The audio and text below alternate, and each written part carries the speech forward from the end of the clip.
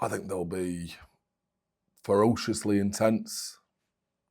I think there'll be a response physically on the gain line through the set piece, which was under pressure, and in front of their own crowd and the families. They'll want to match us physically. I think they'll look to try and win that kind of game line battle. Neither team wants to go back. Neither team wants to go backwards. We're both kind of front foot teams in terms of our aggressive defence and some of our bigger ball carriers. So it's going to be a real battle on that quarter. And then the second one is through in the midst of all that intensity with the bullets flying. Can we have the composure and the clarity to make good decisions, as George said? And where are we standing with the two Curry lads after what you said last week? Well, I still very much love them. What did I say last week? Oh, into injuries. Or... So Ben, not sure if Ben was going to have a. Yeah, he's had it. Yeah, he's had the op. And right, okay. Yeah, where does that leave? Where does that leave him with what's going on in the next couple of weeks? Well, no, he won't be featuring for us because it's quite a big scar. But it is only a scar like this. They've not tweaked anything in terms of muscle. They've just moved the muscle apart. They've taken the suture out. It was a successful operation for what they wanted to do. So it's just now about the healing process of flesh, really, and how quickly that heals so we can run and get fit. And that could be 3 or 4 weeks. It could be 5 or 6, depending on healing time. Okay. Tom is as we were a couple of weeks ago. Return to play, so return to contact now. So he's doing some contact, and he'll have a chat to Illy, and he'll go into camp and do the rest of his return to contact in camp. He will be available at some point during the autumn. Okay. Thanks very much, mate. It's all right. Alex, when we spoke to you last week about Ben, you said it was going to be a discussion with England because he's in the EPS squad. Did that conversation take place in terms of the timing of the operation?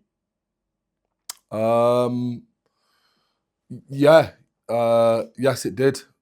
I discussed it with Steve, and it was hypothetical, really, because I said, look, Steve, this is probably the best thing for you, and this is probably the best thing for us. And in the end, Ben, and rightly so, was the one who said, I can't operate to the level I want to operate. I can't prep, I can't train.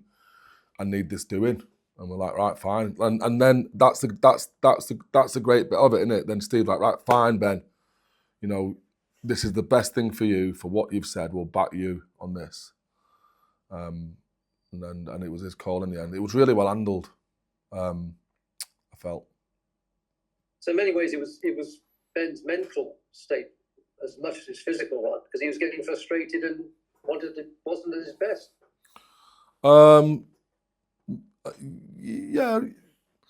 Yeah. I wouldn't say it was his mental state. It's definitely a physical restriction on his ability to be able just to even get out on Mondays and then pulling himself out of sessions. I don't think he could have operated at international level because he wasn't getting through the load that's able to him to handle the capacity of what the international game requires. So that's a physical thing, isn't it? Yeah. And go on, Chris. Sorry, go on, because it's a complicated one, isn't it? Yeah, but being such a competitor, for him to have to deal with the fact he wasn't the Ben Curry he wants to be, wouldn't have helped at all in terms of his happiness. No, what it have helped his England career. There's a real high level of competition in the back row. He wasn't happy. Clearly, he wasn't happy at all. Like, very upset after games because he wasn't thinking of putting the best performance out there. And then it's cyclic.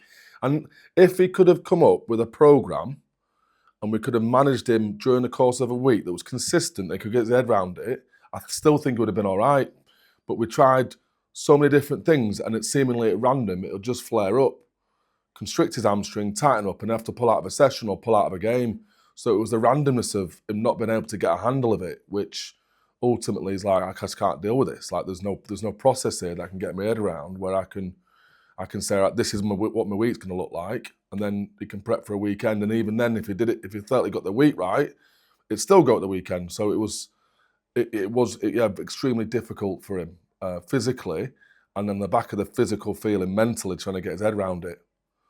Something that was seemingly never ending and uncontrollable in terms of how he could structure his week. Thank you very much, Doctor. Afternoon now. In terms of the operation Ben's had, is that with the hope that it now kind of clears it up and it won't be an ongoing problem, or is that impossible to sort of? No. It should do.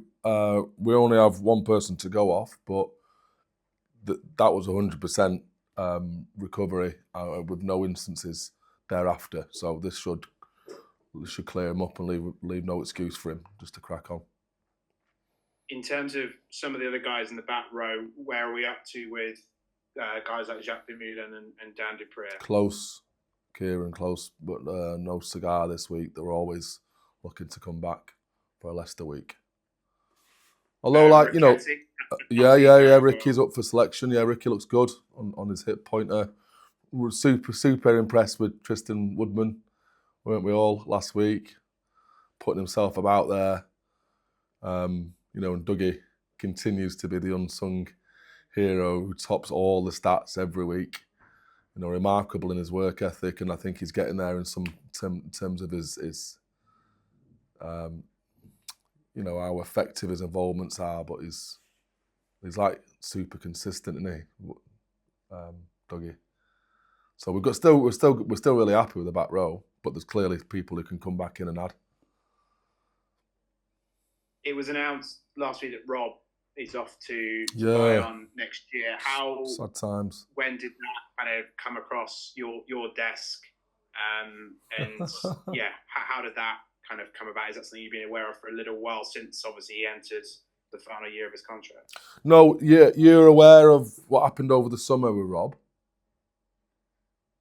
In terms of, he was linked with moves to France over the summer? That's correct, Kieran. So Racing all of a sudden come up with £1.2 million in their salary cap with Faz coming back home, and some of that they wanted to spend on Rob and offer as a transfer fee. And that was really attractive to Rob at his stage in career. Given the fact that England isn't his home, it's his second home.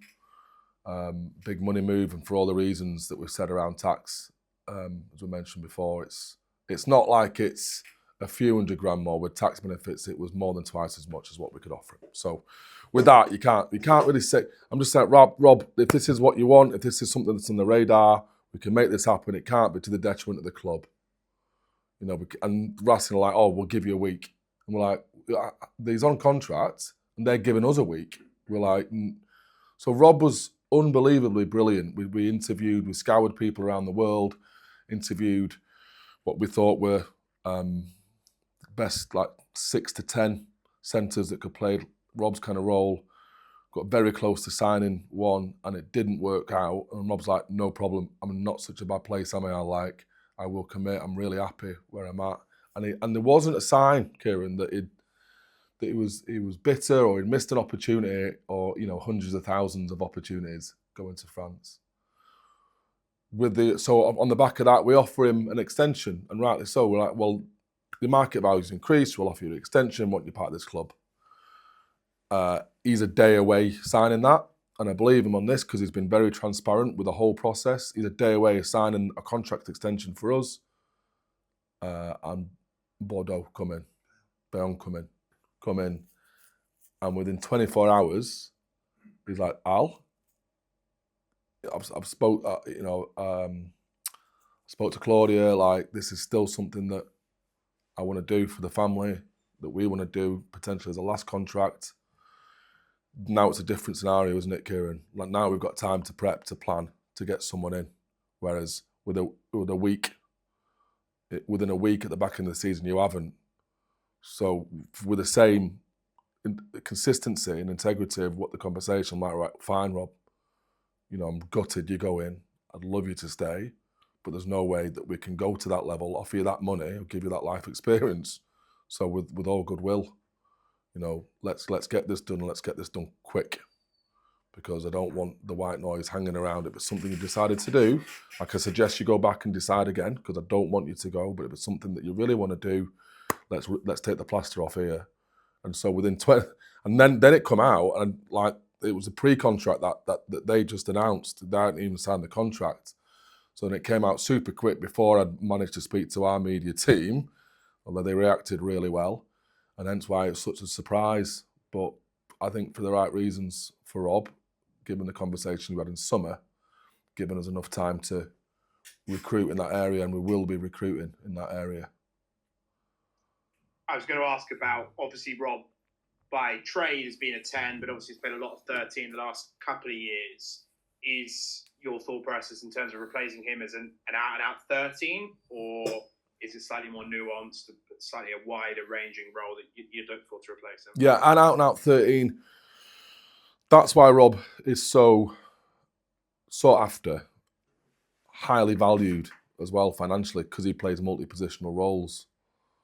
And we feel moving forward, we can at least get cover for 10, for 40, and we can get a specialist 13 as well, where we can, because we've got planning for that and money in the cap.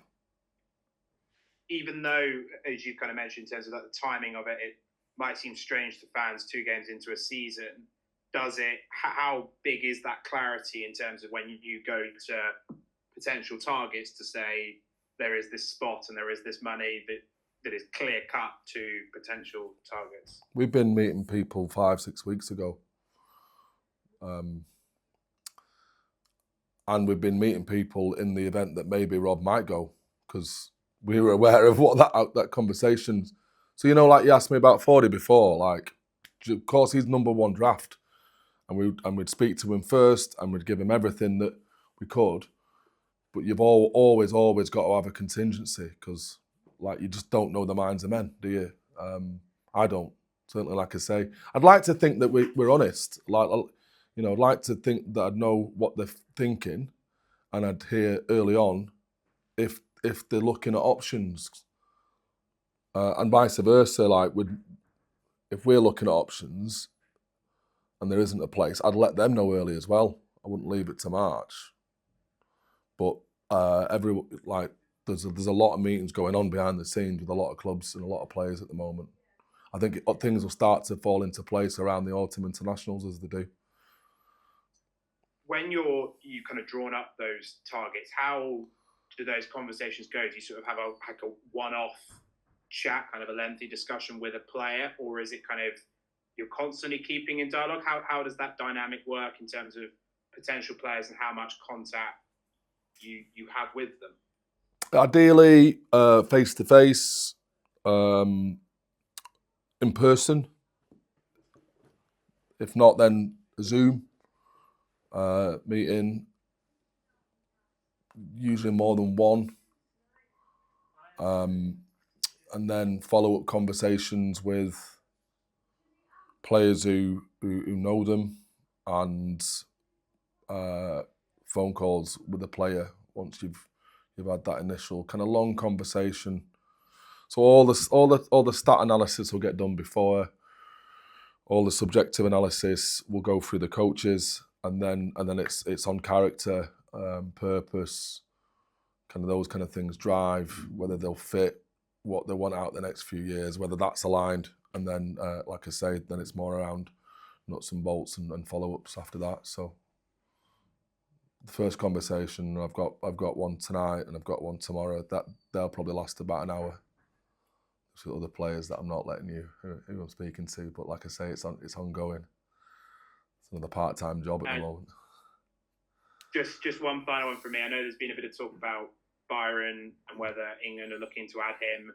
Is there any update you can provide on sort of where maybe any of those discussions are about a job share or anything like that? There's certain things that have been agreed in principle as to what it could look like, and there's still I wouldn't say red tape. There's just because there's coaches now in the Premiership who are coaching other nations, aren't there? So I can't see how this, as a developmental role as an assistant coach, I don't see how it could get vetoed. But it's the nature of the PRL at times, isn't it? To put roadblocks in the advancement of the coach and the country, which is what it would be if it doesn't happen. So I foresee it happening. I want it to happen for all those reasons. As always, Dale, thank you for your time. Cheers, Kieran. Al, you scored 9 tries last weekend. You scored 57 points in total. Yeah. But it feels like this weekend is a big step up. How big a step up is Saracens away still? They were the informed team before last game, weren't they? They were the informed team. They were hyper aggressive, really clinical, and that's without the likes of Earl, George, Itoje going back in. It's a massive challenge. It's a massive challenge because the playing styles and some of the philosophies are quite similar as well. Quelle surprise, it's winning rugby, innit? Well, that's as I see it.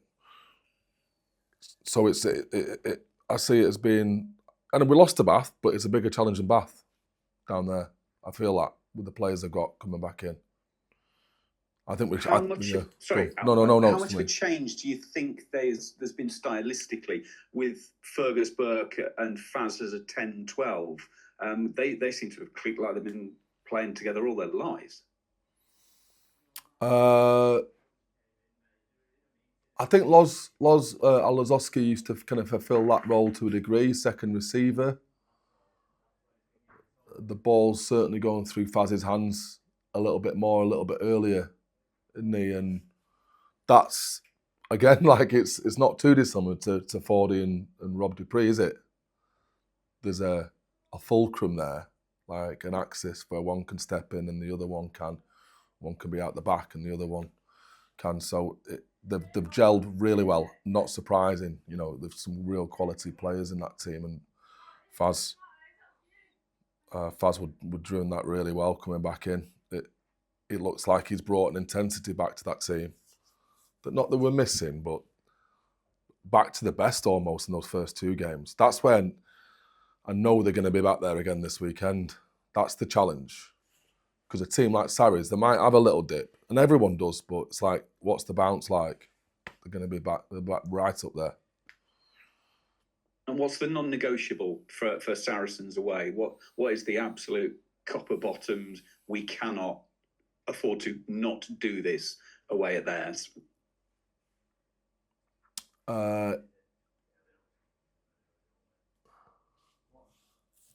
We'll talk about 2 or 3 things here. But I think that the game is going to be kind of won and lost on the back of how proactive you are in transition. So are you able to front foot that transition? What I mean by that, as you saw at the weekend, if you feed Saracens balls in the middle of the park, if you play when it's not on, that decision when it's not on, and they catch you behind the game line, they turn the ball over, they'll score tries because they're clinical. If you let them take lumps out you feed them energy-wise, defensively, you kick on the back foot, and they've got those young wingers and potentially a Daly or a Malins running onto that ball on the front foot. That's like both of those things are back foot transition, aren't they? But if you're able to front foot that, be aggressive with your kicking, dominate and win those collisions in around the middle of the park, make good decisions at the back of it, then you're front footing when you're turning the ball over, whether it be through the foot or through the hand. So that being able to control, manage, and get ascendancy in all the transitions, of which there's a lot. There's the running, there's the kicking, and then you win the majority of those within the game. I think you'll go a long way to winning the game.